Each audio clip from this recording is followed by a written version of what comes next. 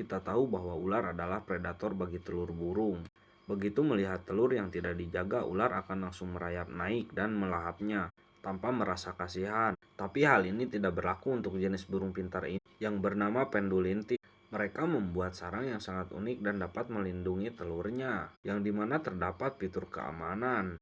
Ketika predator berhasil mencapai sarang, biasanya mereka masuk ke pintu yang terbuka dan tidak menemukan apa-apa karena sarang itu memiliki pintu masuk yang bohongan. Hal pintu yang sebenarnya berada di atasnya, yang ditutupi dengan rapat seolah-olah tidak ada lubang.